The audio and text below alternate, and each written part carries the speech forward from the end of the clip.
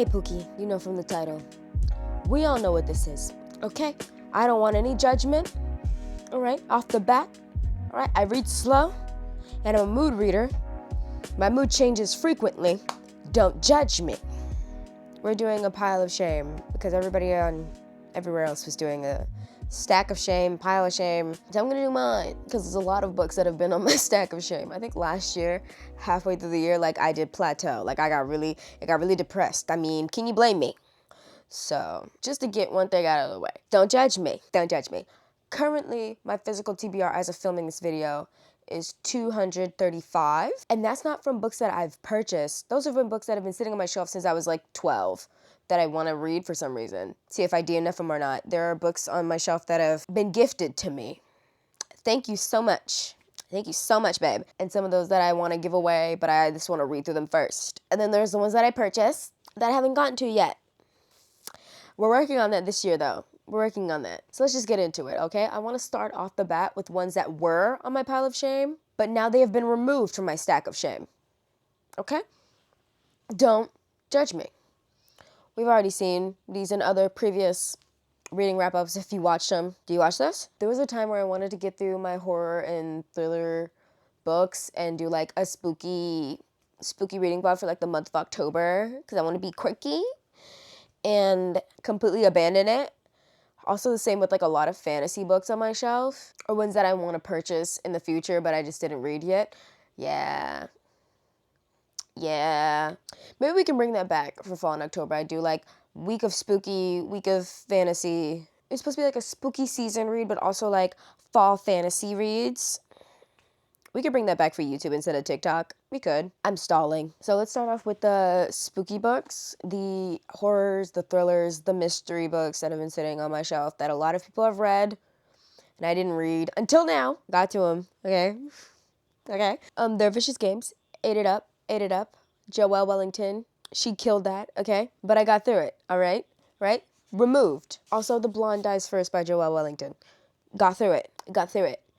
And I'm starting to think like, I used to think that I hated horror, thriller, mystery. Like, I do not watch horror movies. I think the closest I've ever gone to watching a horror movie would be, like, if there are other friends in the room. Like, I think one time we watched Chucky.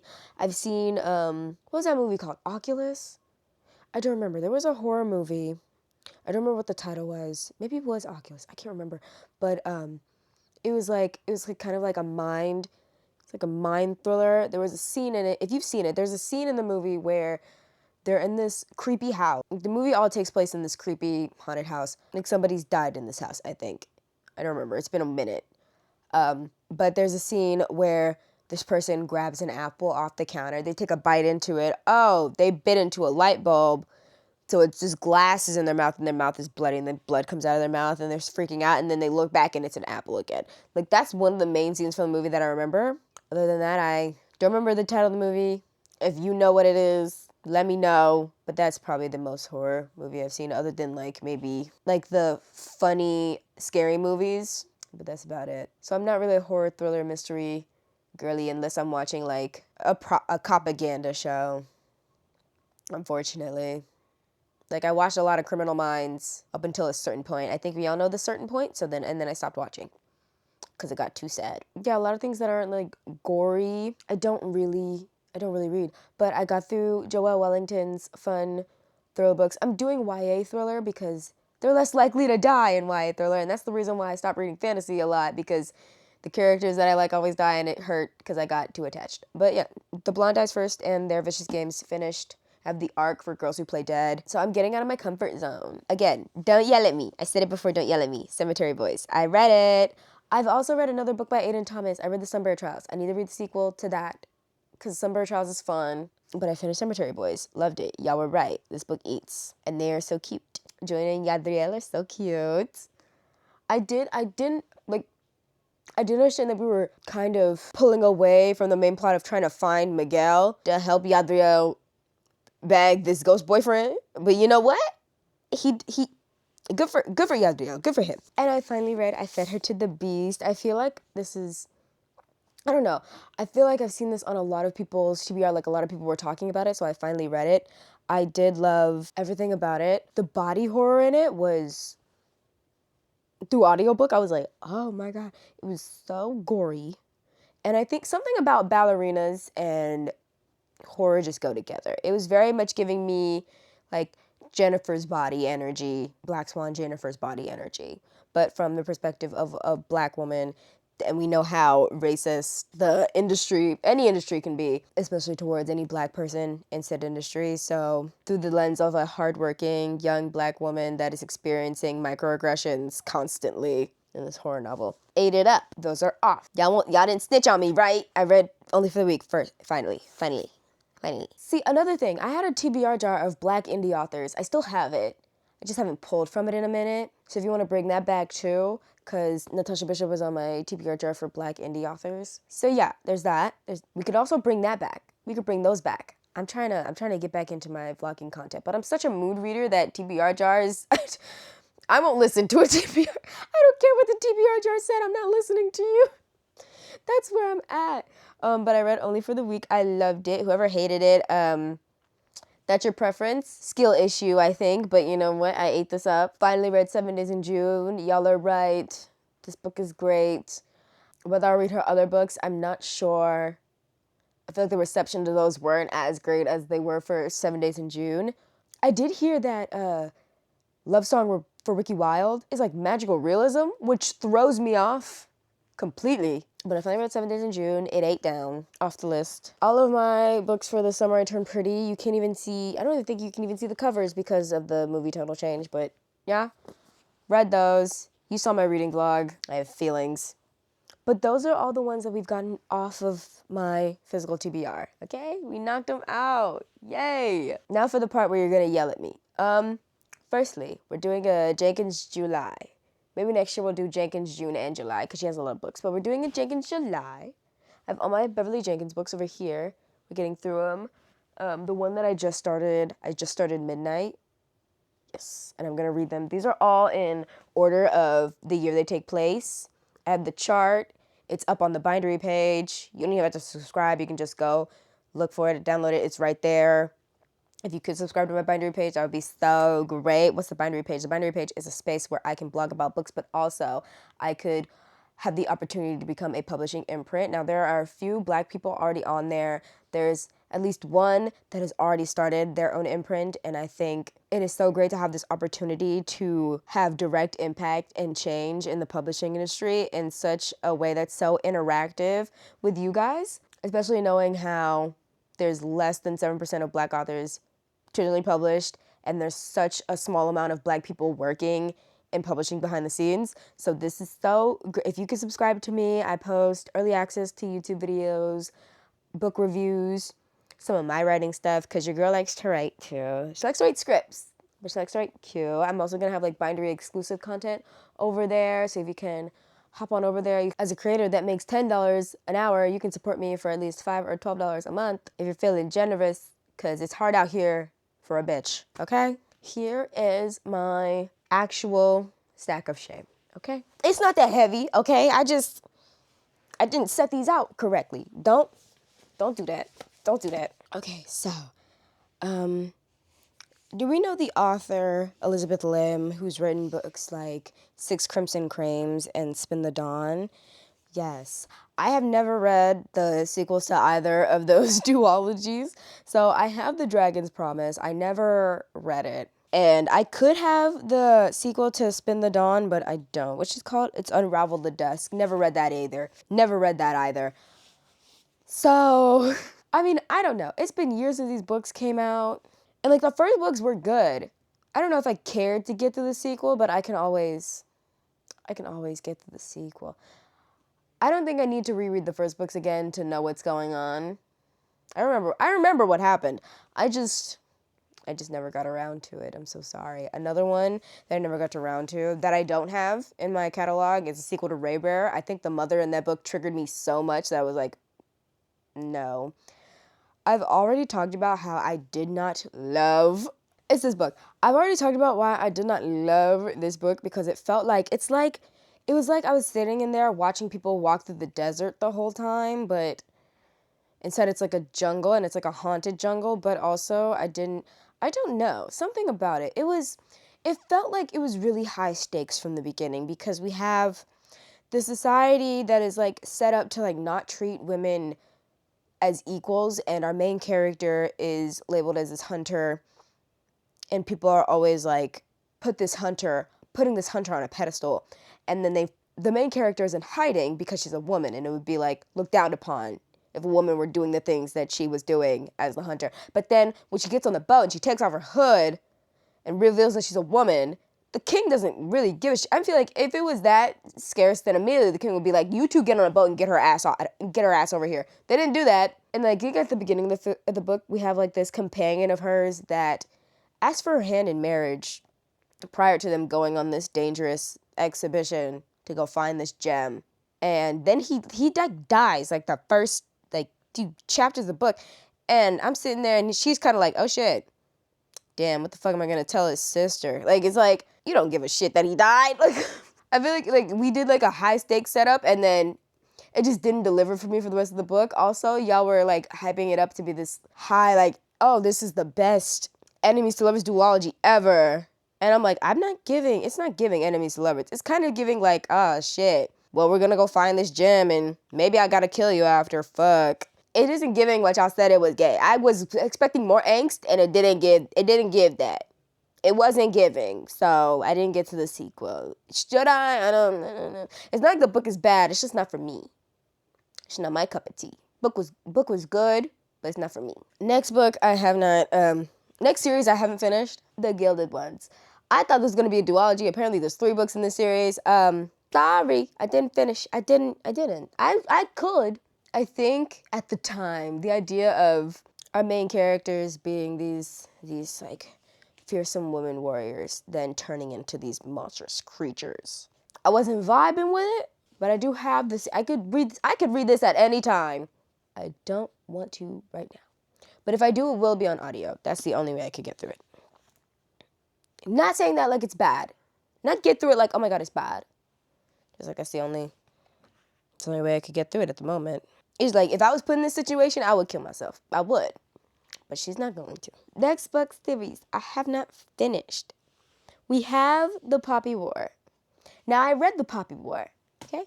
I got halfway through The Dragon Republic. I did want to end my life a little bit, but I did get through it. R.F. Kuang will pay for her crimes. So I have not read The Dragon Republic.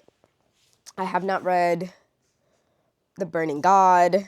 I did read The Poppy War, though. I think I could get through them all through audiobook. I read a bunch of other R.F. Kuang books. I have the arc for Catabasis, or Catabasis. Catabasis sounds like it makes more sense. Sorry, I'm American. Catabasis. I do need to get through that, though. That comes out in August, and it's already July. I do need to read that. But, and then afterwards, maybe I'll finish these on audiobook. The audiobooks are like 15 hours long. Like 20 hours. The Greenbone Saga. I feel like I would vibe with the series from everything that I've seen from like character art. I think I would vibe. I feel like I could definitely vibe with this. If you want a fall fantasy-esque themed season, we could definitely do that, and I can knock these out. Okay? But also, like, it just looks so enticing from the cover. Like, look at this. Like, you telling me you wouldn't want to read this? Why is this one so thick? You wouldn't want to read these? 713 pages, which should scare me. But if anybody's read the Lunar Chronicles, you know. Winter's 800-something pages. So, we're good. Don't yell at me. Next, we have Tender Beasts by Lizelle Sambury. I have the ARC. They gave me this. Don't snitch. Didn't read it. I have it on audio, though, from my library. So I could also read that, along with Delicious Monsters. Have the audiobook. Never got into it. Again, thriller, horror, mystery. Not really my thing, but we're changing that this year. I also have the ARC for A Mastery of Monsters. All right, let's get into romance, something that I probably could finish this year. We have You Had Me at Hola and A Lot Like Adios. I don't know. I bought them because the cover's pretty. Everybody talks about them. They say she's a great author. I also have Take the Lead by her because the covers are stunning. I'm so sorry. Illustrated Cover Warrior. I know the third book, Along Came a Moor, so if you want me to do like an Alexis Daria reading vlog. I can for sure do that. I would love to do that, actually. Spend a week just reading Alexis Daria. I can. Like a celebrity romance. Period. No, because I could eat this up. And I would. Look at how pretty the cover is. I'm so sorry if I'm doing a lot. I'm filming this at like 8 a.m. Next, we have Ashley Herring Blake's sapphic romance books. I only have Delilah Green Doesn't Care and Ashford Parker Doesn't Fall. And then I forgot what the third book in the series is called, but here it is. These are probably the last white authored books you'll see on my shelf. Other than like, they're probably some of the last sapphic white authored books you'll see on my shelf. I think I align more with the black sapphic books. What can I say? Black and brown sapphics? What can I say? All I know is that Amivi, do we all know Amivi? We all know Amivi. We all love Amivi. Sapphic book connoisseur Amivi hates one of these. She doesn't like it. They don't like it at all. I'm very interested to see their thoughts while I read these. We could also do a reading vlog of these for September. I want to do Sapphic September, so we could definitely do a reading vlog of these for September. Naomi did eat me up. From the mixed up desk, Naomi ate me up when we were at Shelves in the City in LA because they asked me if I read any indigenous books by indigenous authors. I'm like, not yet. I did have them on my shelf. Hadn't read them yet. So she was grilling my ass up. Rightfully so. So I know the sequel, Love is a War Song, comes out this month in July. So we could finally start, I could finally read The Truth According to Ember. I also had the audiobook. Because the thing is, like, I know this is going to be a romance series with, like, at least 3 to 4 books. I would love to read them all in one setting. I love doing that and making a vlog of it. But Naomi's on my ass. Rightfully, as she should. Because there's no excuse. I just wanted to make a reading vlog and content. I just want to make content. Being a content creator. But we have The Truth According to Ember that I can definitely get through this year. And then read Love is a War Song. Nobody yell at me. I haven't read any book by Kweke Emezi. But Atria gifted me You Made a Fool of Death with Your Beauty. I know the contents of this book. I know we have our main character who's dating this guy, but then they break up and she dates the guy's dad, which is so slay, actually. And the guy is so pissed off about it. I'm like, oh well. If he treat her right, like, what's the problem? But I could definitely read this. Again, I want to do a reading vlog of all of Kweke Emezi's books. And I will be doing that. How many pages in here? This is short. It's a lot shorter than I expected it to be. 278 pages. We could definitely get through that real fast. They can get a bunch of other books by Kweke Emezi. Y'all said y'all wouldn't snitch on me, right? Y'all didn't snitch on me to Natasha. Because I did purchase these at Black Romance Book Fest, and I have not read them yet. They are on my TBR. I just haven't touched them. We have Where We Found Our Home, Where We Found Our Heart, and Where We Found Our Passion. And I do have these in hardcover because Natasha Bishop refuses to have these in paperback. Don't send her that clip. Don't clip that and send it to her. She gonna yell at me. We're gonna get through these. I just love these covers. Trishelle eats every time she does an illustrated cover. And I love these. Like, look at that. How stunning. You can't. And I will be an illustrated cover warrior till the day I die. Okay? Restore Me by J.L. Seegers. Listen. Look at the pretty cover. Look at the pretty special cover that I got. The limited cover that I got. So you know how dedicated I am. There's no excuse, okay? Just like already off the bat, I don't know, just something about, oh, my man is dead. I'm hooked up with his best friend. I don't know. Like, I have too much guilt for that, you know? I have too much guilt for that. But has anyone seen that show? There's 2 versions. There's a UK version and there's a US version, but it's about a werewolf, a vampire, and a ghost that all live in like this condo.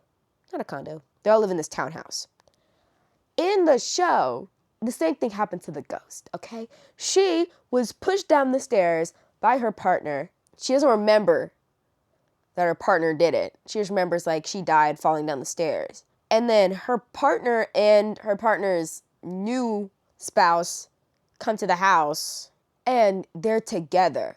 Which is like, then she starts piecing the things together. She's like, okay, so my partner at the time hated my ass and he pushed me down a flight of stairs, accidentally killing me. And then he goes and hooks up with my best friend and they're hooking up. And I'm supposed to, wait, what? What? Like, you had feelings for her this whole time and you hated me? It's like, it's a lot going on. So that's already, like, in my brain when I think about this, I don't want to say trope, but you know, when I think about this idea of dating your dead partner's friend, I'm like, And I know a lot of people have read these books, and like I always see y'all like distraught. So I'm scared, okay? But I'm gonna read it, okay? I'll do it, okay? Another book we can add to this, I have Lord of the Wilds, because I have the arc to Lord of the Tides. Again, like Fae, I don't really understand. Like the Fae thing isn't my deal, but also love triangles aren't my deal. But they're all black people, so I'm gonna try to enjoy myself regardless. And then I'm gonna read the sequel because it comes out this month and I have the arc. Another one we have, Alone with You in the Ether by Olivia Blake. I have this cover because they did a cover change, and the day I found out they did a cover change, I said, well, I'm gonna buy this cover before it gets out so I can be like, hey, guess what cover I have, you know? I'm that person. So I have Alone with You in the Ether. I don't know a lot about this book. I do know on the other cover they changed it and like there's a bee on it. It looks like it's very bee themed. I don't know why, but I have Alone with You in the Ether. You cannot see this cover, but I do love this. I do love the simplicity of this cover. I hate that they changed it, so don't yell at me. I have never read a book by Christina C. Jones ever in my life.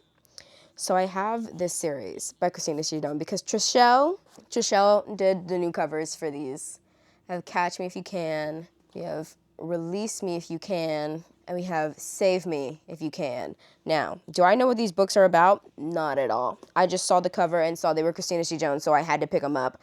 And they're all just giving espionage, like espionage romance. And I already love a mafia romance, so you give me an espionage romance, I'm eating it up. I will eat these up. They're on my TBR right now, okay? I have a 25 book long pile of shame. So, well, shit. But yeah, guys, that is what is right now my pile of shame. It's not like there's any other books that I still need to read that aren't like sitting right behind me or anything. How long is your pile of shame? If you don't mind me asking, how long is your pile of shame? Are any of the books on my pile of shame also on your pile of shame? So we're in this together, okay? We're in this together. We see each other. Did you yell at me while watching this video? Just so we can clear the air. But this is a big old hold Ebony accountable video, all right? For you, just for you. As a creator who makes $10 an hour part-time, if you could support me for $5 or $12 a month, subscribe to the bindery page where I post a bunch of exclusive content. We can chat together about books. We can make waves in the publishing industry and probably become our own imprint, which would be so fun. We have rnrreads.binderybooks.com. Subscription is free. Like, comment, subscribe, follow me on my other socials, and I'll see you guys later. Bye!